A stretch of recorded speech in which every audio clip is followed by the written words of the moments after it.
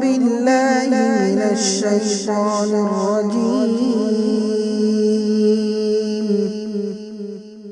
بسم الله الرحمن الرحيم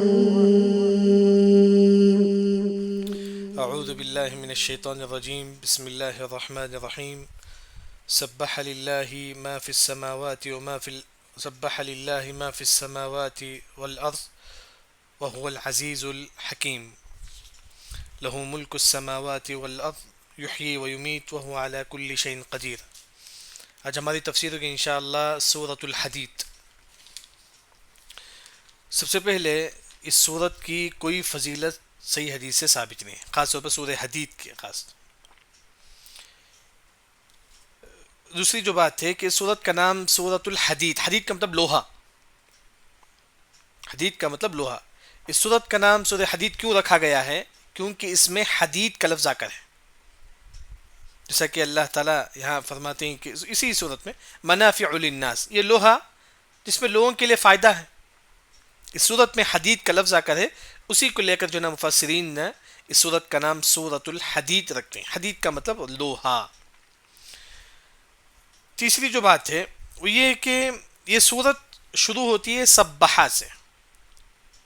سبحہ سے شروع ہونے والی جو صورت ہے وہ ہے 6 صورتیں ہیں: سورہ حدید، سورہ حشر، اس کے بعد سورہ صف، سورہ جمعہ، سورہ تغابن، سورہ اعلیٰ.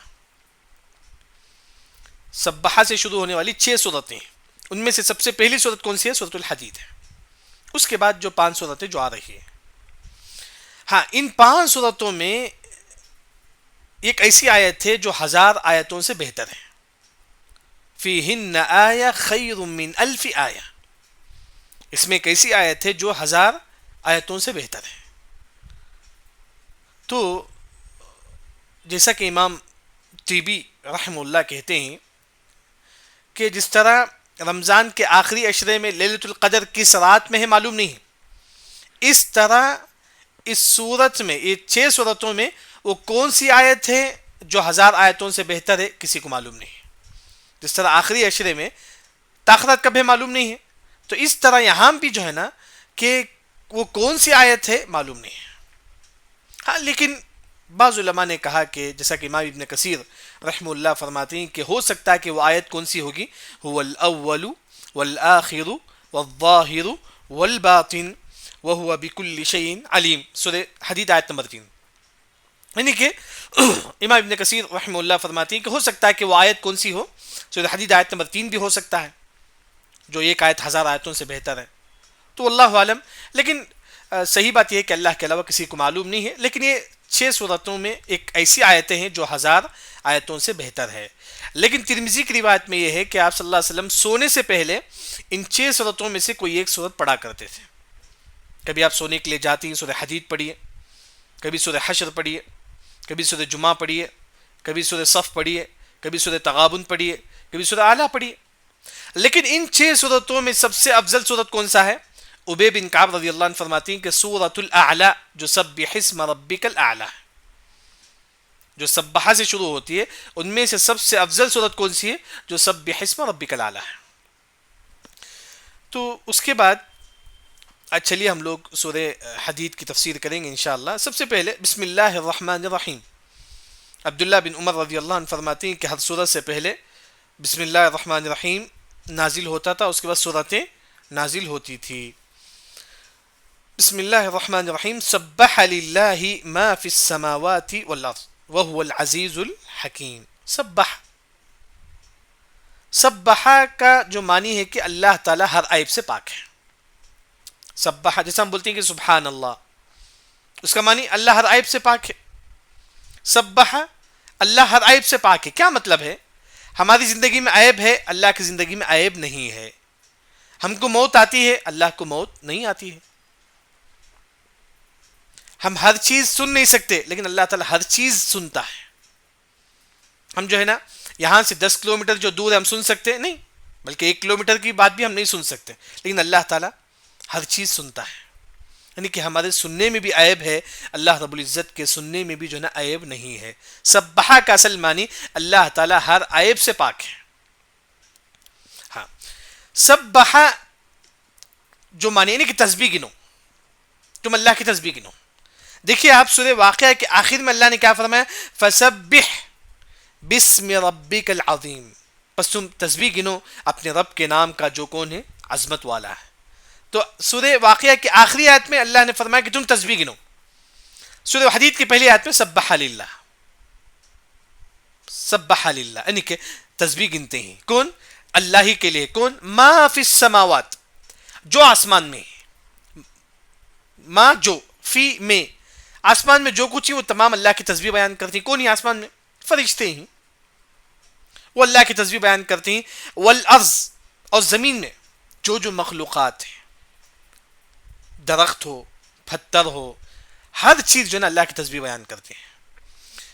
دیکھیے ایک مرتبہ آپ صلی اللہ علیہ وسلم کے ہاتھ میں جو ہے نا پتھر تھا، وہ پتھر بھی تسبیح گن رہا تھا، وہ پتھر بھی جو ہے نا اللہ کی تسبیح گن رہا تھا. وہی اللہ تعالیٰ فرماتی ہیں کہ وَإِن مِّن شَيْءٍ إِلَّا يُسَبِّحُ بِحَمْدِهِ، دنیا میں جو کچھ ہے تمام اللہ کی تسبیح بیان کرتے ہیں. تمام، یہ پتھر بھی اللہ کی تسبیح بیان کرتے ہیں، یہ دیوار بھی اللہ کی تسبیح بیان کرتی ہے، یہ درخت بھی اللہ کی تسبیح بیان کرتی ہیں. امام ابن تیمیہ رحمہ اللہ فرماتی ہیں کہ دنیا کا ہر چیز، دنیا میں جو جو چیز ہے تمام چیزیں دو کام کرتی ہیں. ایک ہے کہ سجدہ، ہر چیز اللہ کے سامنے سجدہ کرتی ہے. یہ پہاڑ بھی سجدہ کرتی ہے، کیسا معلوم نہیں، لیکن ہر چیز دنیا میں جو ہے تمام سجدہ کرتی ہیں. دوسرا تسبیح، یہ پتھر بھی اللہ کی تسبیح بیان کرتی ہیں، یہ پہاڑ بھی اللہ کی تسبیح بیان کرتی ہیں. وہی اللہ تعالیٰ فرماتی سبح للہ، اللہ کی تسبیح بیان کرتے ہیں. ما فی السماوات، جو آسمان میں ہے، والارض، جو زمین میں ہے. کیوں تسبیح بیان کرتے ہیں؟ کیونکہ وہ العزیز، اور اللہ تعالیٰ عزیز ہے. عزیز ہے مطلب اس پر کوئی غالب نہیں آئے گا. جیسا کہ میں اس سے پہلے مثال دے چکا ہوں، ایک گاؤں کا ایک بادشاہ ہے، ہم اسے مار کر ہم بادشاہ بن سکتے ہیں، ہم اسے ہٹا کر ہم غالب آ سکتے ہیں، لیکن اللہ کی بادشاہت کو کوئی نہیں ہٹا سکتا. وہ العزیز، اس پر کوئی غالب نہیں آئے گا، وہ ہمیشہ اوپر رہے گا. وہ العزیز ہے اللہ تعالیٰ، یعنی کہ اللہ تعالیٰ اتنے عزیز ہے، اس وجہ عزت والا ہے، اس وجہ سے تمام لوگ اللہ کی تسبیح بیان کرتے ہیں. اور الحکیم ہے اللہ تعالیٰ. حکیم، اللہ کا جو بھی کام ہے اس میں حکمت ہے، جو بھی کام اللہ تعالیٰ کرتا ہے اس میں حکمت ہے. کبھی آپ دیکھیں گے درخت میں پھل سڑ جاتا ہے، اس میں بھی اللہ کی حکمت ہے. کبھی آپ دیکھیں گے کسی کی موت ہو گئی، اس میں بھی اللہ کی حکمت ہے. کبھی آپ دیکھیں گے کسی کو اللہ نے مال سے نوازا، اس میں بھی اللہ کی حکمت ہے. کبھی آپ دیکھیں گے اللہ نے کسی کو غریب بنا دیا، اس میں بھی اللہ کی حکمت ہے. کسی کو اللہ تعالیٰ بیماری دیتا ہے، اس میں بھی اللہ کی حکمت ہے. یعنی کہ حکیم ہے، اللہ کا جو بھی کام ہے اس میں حکمت ہے. اللہ تعالیٰ کا حکیم ہے. یہاں آیت نمبر 1 جو ہو گیا، یعنی کہ یہاں اللہ تعالیٰ فرماتی ہیں کہ تسبیح بیان کرتی ہیں اللہ ہی کے لیے جو کچھ آسمان و زمین میں ہے. کیوں؟ کیونکہ وہ اللہ تعالیٰ عزیز ہے، عظمت والا ہے، یعنی کہ عزت والا ہے، کوئی اس پر غالب نہیں آ سکتا. اور حکیم ہے، اللہ کا جو بھی کام ہے وہ جو ہے نا اس پر حکمت ہے، اس میں کوئی نہ کوئی ریزن ہے. تو یہاں ہم بھی تسبیح بیان کریں گے. سب سے افضل تسبیح کیا ہے؟ سبحان اللہ و بحمدہ سبحان اللہ العظیم. جیسا کہ بخاری کی سب سے آخری حدیث ہے، آپ صلی اللہ علیہ وسلم فرماتی ہیں کہ 2 کلمہ ایسا ہیں جو زبان پر آسان ہے لیکن کل قیامت کے ان ترازو میں سب سے زیادہ وزنی ہوگا. ترازو میں سب سے زیادہ وزنی ہوگا. وہ کون سا کلمہ ہے؟ سبحان اللہ و بحمدہ سبحان اللہ العظیم. تو اس کے بعد اللہ تعالیٰ فرماتی ہیں کہ لہو ملک السماوات والارض. لہو، اللہ ہی کے لیے ملک، اللہ ہی جو ہے نا بادشاہ ہے. کس کا؟ السماوات، 7 آسمان کا، والارض، 7 زمین کا. 7 زمین 7 آسمان کا بادشاہ کون ہے؟ اللہ تعالیٰ ہے. یہاں سب سے پہلے اللہ نے آسمان کا ذکر کرتی، اس کے بعد زمین کا. کیوں؟ کیونکہ اللہ نے سب سے پہلے آسمان کو بنائے، پھر اللہ نے زمین کو بنائے. سب سے پہلے اللہ نے کس کو بناتی ہے؟ آسمان کو بناتی ہیں، پھر اللہ تعالیٰ زمین کو بناتے ہیں. وہی لہو ملک السماوات، اسی کے لیے بادشاہت ہے السماوات والآسمان و زمین کا. یحیی، وہی جو ہے نا زندہ کرتا ہے. ویمیت، وہی موت دیتا ہے. وَهُوَ عَلَى كُلِّ شَيْءٍ قَدِيرٌ، اور اللہ تعالیٰ ہر چیز پر قدرت رکھتا ہے. ہر چیز پر اللہ تعالیٰ قدرت رکھتا ہے. یہ آیت نمبر 2 ہو گیا. پھر آیت نمبر 3 آپ دیکھیے کہ هو الاول والآخر والظاہر والباطن. وہو اللہ تعالیٰ کون ہے؟ اللہ تعالیٰ اول ہے. اللہ تعالیٰ اول کا مطلب حدیث میں آتا ہے کہ لیس قبلک شیء، اس سے پہلے کوئی نہیں ہے. سب سے پہلے اللہ تعالیٰ، اللہ سے پہلے کوئی نہیں ہے دنیا میں. سب سے پہلے کون ہے؟ اللہ تعالیٰ. الاول مطلب اللہ تعالیٰ اکیلا ہے، اس سے پہلے کوئی نہیں تھا اس دنیا میں، صرف اللہ تعالیٰ اکیلا تھا. والآخر، آخر میں بھی اللہ تعالیٰ ہے، اس کے بعد کوئی نہیں ہے اس دنیا میں. اللہ تعالیٰ ہی جو نا اس دنیا میں آخر ہے، اس کے علاوہ اس دنیا میں کوئی نہیں ہے. جیسا کہ آپ دیکھیں گے تمام لوگوں کی وفات ہو جائے گی، کل من علیہا فان، تمام لوگ اس دنیا میں چل جائیں گے، کون باقی رہے گا؟ انا الجبار انا المتکبر، اللہ ہی باقی رہے گا. یعنی کہ وہی آخر ہے، یعنی کہ اس کے بعد کوئی نہیں. اللہ ہی جو ہے نا آخر، اول بھی آخر اللہ ہی ہے، والآخر، آخر کا مطلب اس کے بعد کوئی نہیں ہے، اللہ ہی اینڈنگ ہے. والظاہر ولیس فوقک شیء، حدیث میں آتا ہے کہ ظاہر کا مطلب اللہ کے اوپر کوئی چیز نہیں ہے. جیسا کہ ہمارے اوپر دیوار ہوتی ہے، اللہ کے اوپر کوئی چیز نہیں ہے. ولیس فوقک شیء، اللہ کے اوپر کوئی چیز نہیں ہے. الظاہر کا مطلب اللہ کے اوپر کوئی چیز نہیں. والباطن، باطن کا مطلب اللہ تعالیٰ ہر چیز کو جانتا ہے، ہر چیز کا علم اللہ تعالیٰ کو ہے. ولیس دونک شیء، یعنی کہ باطن کا مطلب ہر چیز کو اللہ تعالیٰ جانتا ہے. وہو بکل شیء علیم، اور اللہ تعالیٰ ہر چیز کا جاننے والا ہے. دیکھیے یہاں اللہ کے نام ذکر ہیں. الاول، اللہ سے پہلے کوئی نہیں ہے، اللہ ہی ہے فرسٹ. والآخر، اللہ کے بعد کوئی نہیں، اللہ ہی ہے، نہ اس کے برابر کوئی ہے، نہ اس فرسٹ بھی اللہ ہے، آخر بھی جو ہے نا اللہ تعالیٰ ہے. والظاہر، اللہ کے اوپر کوئی چیز نہیں ہے. والباطن، ہر چیز کو وہ جاننے والا ہے.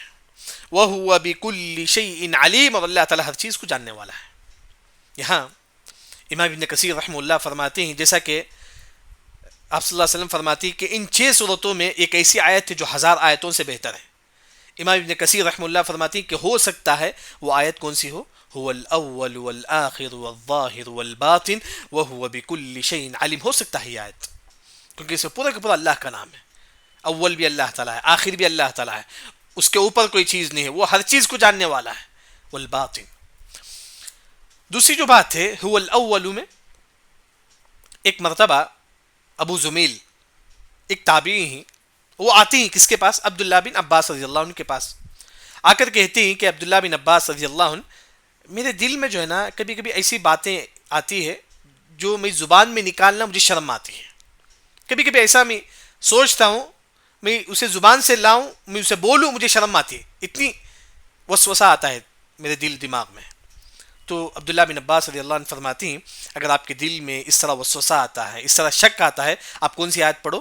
هو الاول والآخر والظاہر والباطن وهو بكل شيء علیم. تم یہ آیت پڑھو. اس طرح آیت پڑھنے سے انشاءاللہ آپ کا وسوسہ دور ہو جائے گا. ایک اعوذ باللہ پڑھنا چاہیے، دوسرا سورہ حدید کی آیت نمبر 3 پڑھنا چاہیے. یعنی کہ سورہ حدید آیت نمبر 3 کے بارے میں امام ابن کثیر رحمہ اللہ فرماتے ہیں جیسا کہ ایک آیت 1000 آیتوں کے برابر ہے، ہو سکتا ہے کہ وہ آیت نمبر 3 ہو سورہ حدید کا. دوسرا سورہ حدید آیت نمبر 3، کوئی وسوسہ اگر آپ کو آتا ہے تو آپ یہ آیت پڑھ سکتے ہیں. سورہ حدید آیت نمبر 3 میں ایک دعا بھی ہے، جیسا کہ سونے سے پہلے پڑھا جاتا ہے. اس میں ایک دعا یہ بھی ہے، هو الاول والآخر والظاہر والباطن. یہ سونے سے پہلے آپ سب یہ دعا پڑھا کرتے تھے. تو اول اللہ کے ناموں میں سے آپ نام رکھ سکتے ہیں، عبد الاول آپ نام رکھ سکتے ہیں. اول اللہ کا نام ہے، آپ نام رکھیں عبد الاول، اول کا بندہ. اول کا مطلب وہی اللہ تعالیٰ ہے، اس سے پہلے کوئی نہیں ہے. والآخر، آخر اللہ کے ناموں میں سے ایک نام ہے، وہی آخر ہے، اس کے بعد کوئی نہیں ہے، جو ہے نا عبد الآخر. اس طرح جو نا اللہ کے نام میں سے آپ رکھ سکتے ہیں. یہاں بعض علماء نے ایک تفسیر یہ بھی ذکر کرتے ہیں کہ الاول، اللہ تعالیٰ اول ہے، یعنی کہ آپ کے ہر کام میں یہ ہونا چاہیے کہ اللہ تعالیٰ خوش ہو جائے. اول کا مطلب فرسٹ، یعنی کہ آپ جو بھی کام کرتے ہیں اب اس کا ٹارگٹ یہ ہے کہ اس سے اللہ تعالیٰ خوش ہو جائے. بس آپ جو بھی کام کریں، آپ کوئی بھی نیکی کرے، کوئی بھی کرے، الاول آپ کا پہلا ٹارگٹ کیا ہو؟ اللہ تعالیٰ خوش ہو جائے. والآخر، آپ کوئی بھی کام کرے اس کا اینڈنگ کیا ہو؟ مجھ سے اللہ تعالیٰ خوش ہو جائے. یہ اصل چیز، یعنی ہماری ہر چیز میں شروعات میں بھی اس نیت سے ہم کام کریں کہ اللہ تعالیٰ ہم سے خوش ہو جائے. ہمارا ہر کام جو ہے نا اللہ تعالیٰ کو خوش کرنے کے لیے کرنا چاہیے. یہاں آیت نمبر 3 ہو گیا. اس کے بعد آیت نمبر 4. اب دیکھیے هو الذی خلق السماوات والارض، یعنی کہ آیت نمبر 4 میں اللہ تعالیٰ یہ فرماتے ہیں کہ ہم نے آسمان و زمین کو 6 دن میں پیدا کیے. پھر اللہ تعالیٰ عرش پر مستوی ہو گئے. پھر اس کے بعد اللہ تعالیٰ یہ فرماتے ہیں کہ زمین میں جو بھی داخل ہوتا ہے اللہ تعالیٰ اس کو بھی جانتے ہیں، اور زمین سے جو بھی نکلتا ہے اللہ اس کو بھی جانتے ہیں، اور آسمان سے جو بھی نازل ہوتا ہے بارش فرشتے یہ بھی اللہ تعالیٰ جانتے ہیں، اور زمین سے جو آسمان کی طرف جاتا ہے ہمارے اعمال سب یہ بھی اللہ تعالیٰ جانتے ہیں.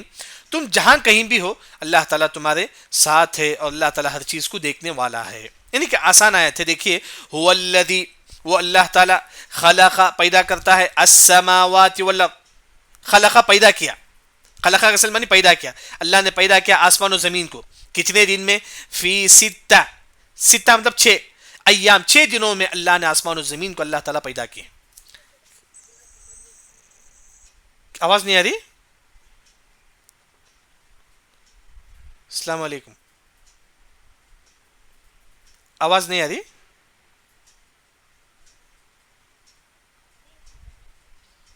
کیا بولے؟ تھوڑا بیچ میں مائک آف کر لیجیے تمام لوگ. اللہ المستعان.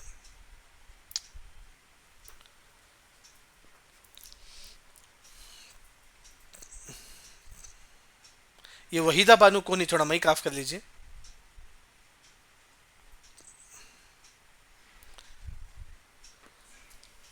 چلیے، اللہ ہی نے هو الذی، وہ اللہ تعالیٰ خلق السماوات پیدا کیا آسمان و زمین کو فی ستۃ ایام، 6 دنوں میں. 6 دن میں اللہ نے آسمان و زمین کو اللہ نے پیدا کیا.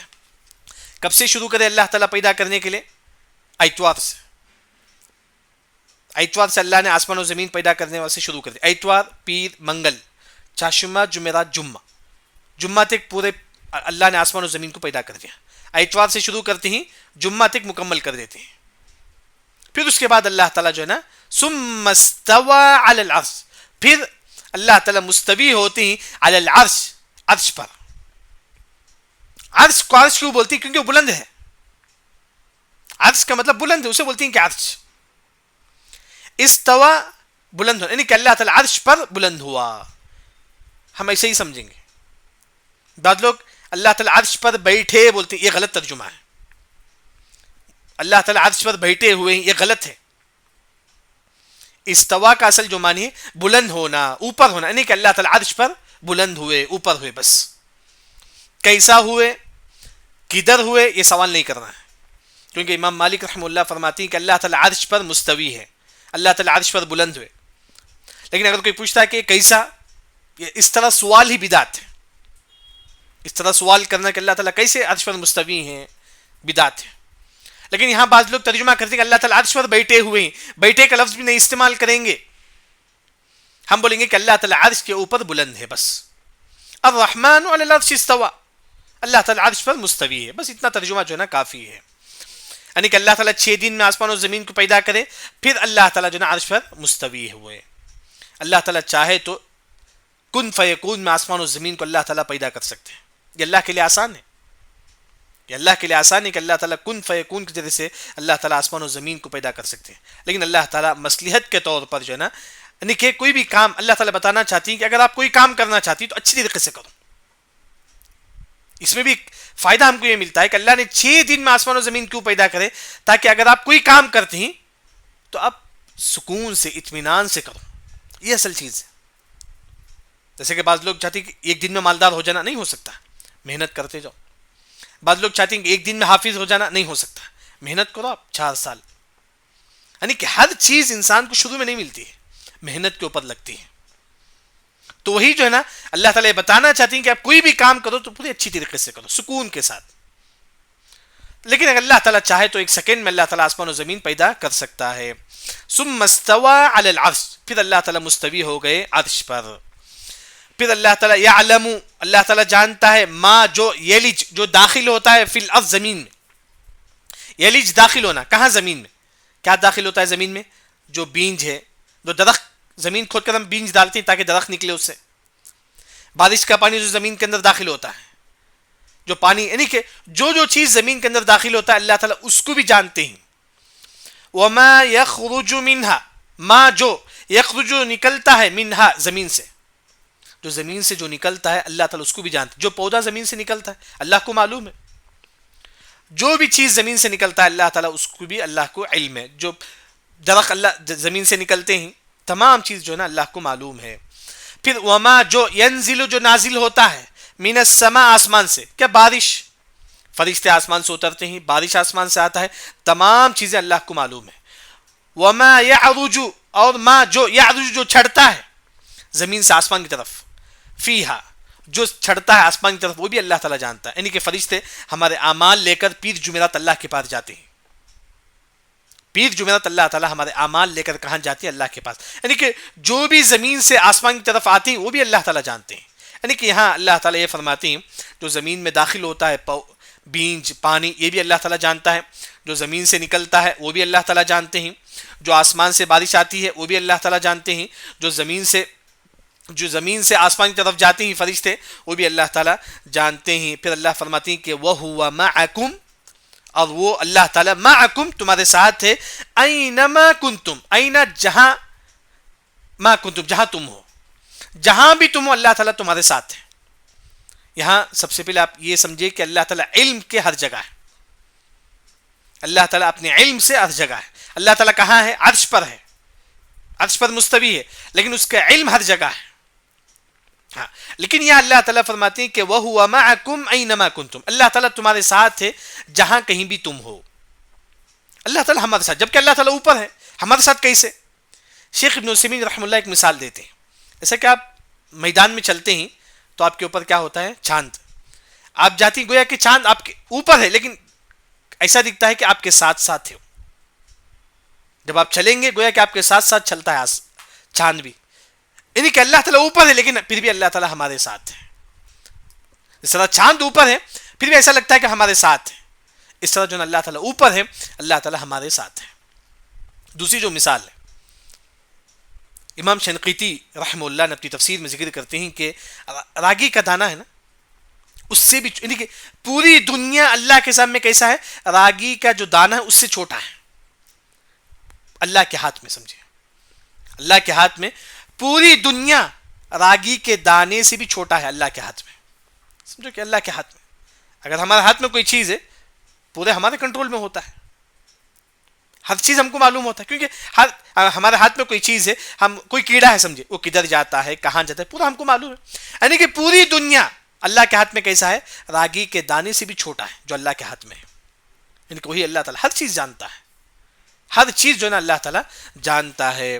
پھر اس کے بعد اللہ تعالیٰ فرماتے ہیں کہ واللہ بما تعملون بصیر، اور اللہ تعالیٰ جو تم عمل کرتے ہو بصیر، اللہ تعالیٰ دیکھتا ہے، تم جو بھی عمل کرتے ہو اللہ تعالیٰ اس کو دیکھتا ہے.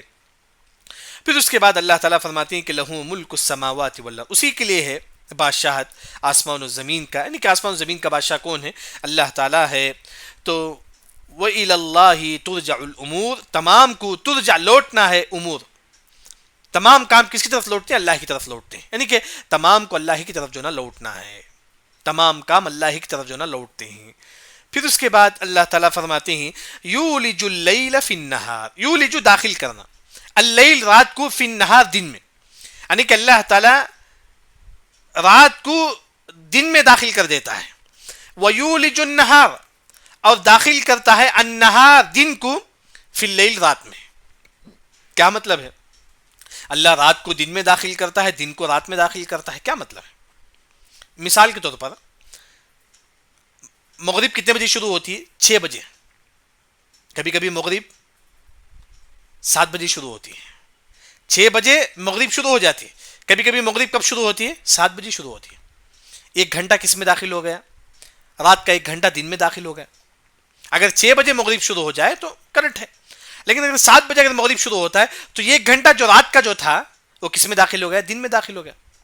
وہی اللہ تعالیٰ فرماتے ہیں یعنی کہ کبھی رات چھوٹی ہوتی ہے، کبھی دن بڑا ہوتا ہے، کبھی دن بڑا ہوتا ہے رات چھوٹی ہوتی ہے.